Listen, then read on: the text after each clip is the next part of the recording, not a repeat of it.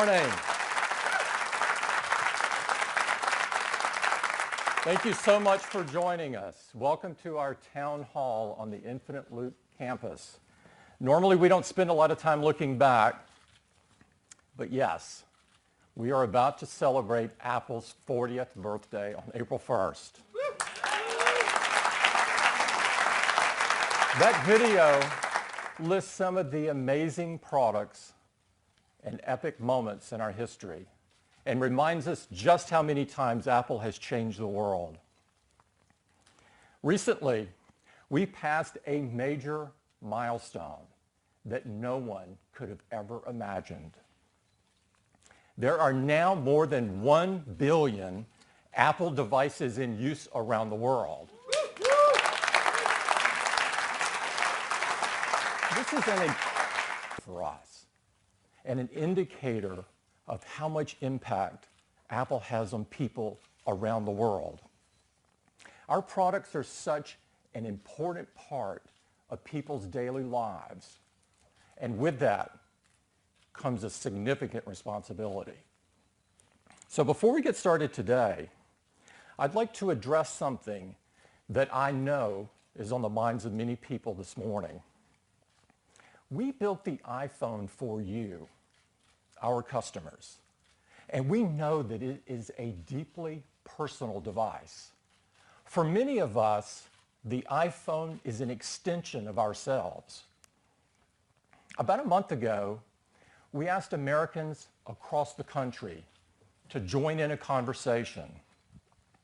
We need to decide as a nation how much power the government should have over our data and over our privacy. I've been humbled and deeply grateful for the outpouring of support that we've received from Americans across the country from all walks of life. We did not expect to be in this position at odds with our own government, but we believe strongly that we have a responsibility to help you protect your data and protect your privacy. We owe it to our customers and we owe it to our country. This is an issue that impacts all of us, and we will not shrink from this responsibility.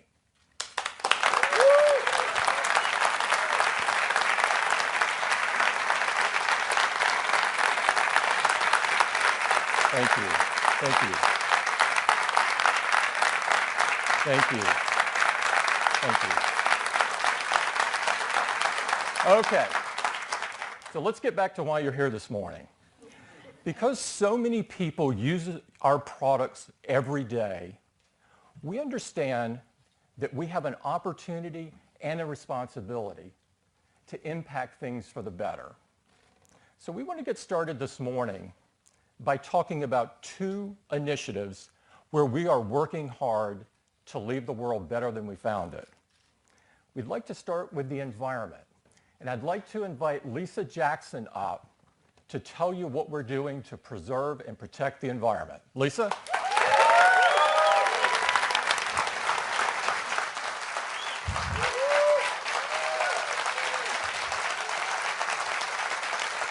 Thank you.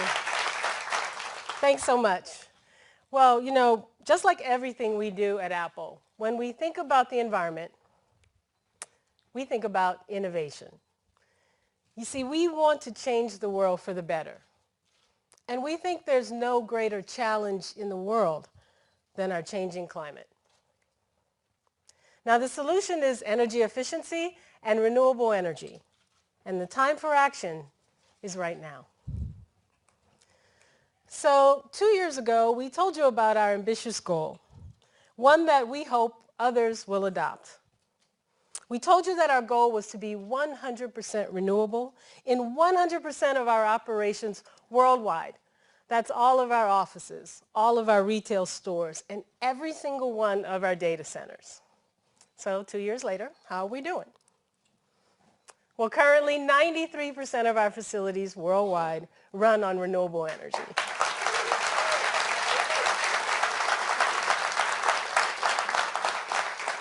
And just last year, we reached our goal of using 100% renewable power to power our operations in the United States, as well as our offices and stores in China. In fact, we're now 100% renewable in 23 countries around the world. Now, in some places, we're able to purchase renewable energy right from the grid, from existing sources. But that's not always possible, which has led us to some pretty innovative solutions. In Sichuan province, China, we found a way to build a 40-megawatt solar farm without disturbing the local population. Yaks. The innovation is in building a system that allows for electricity generation and hay production for the local yak ranchers. That solar project is producing more than enough electricity to power our 34 retail stores and our 19 offices in the country. That makes our facilities there carbon neutral.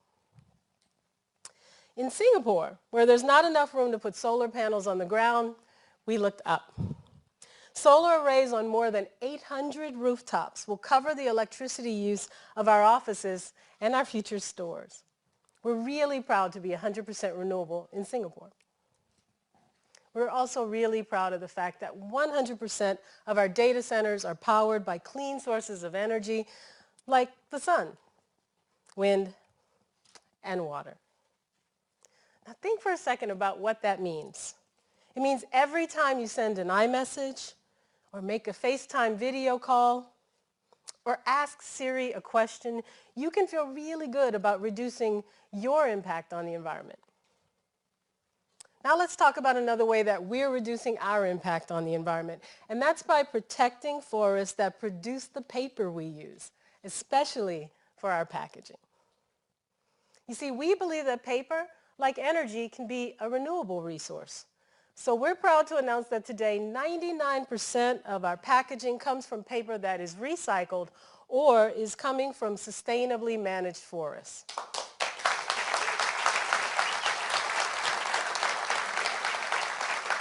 This is especially important as we continue our move to all paper packaging.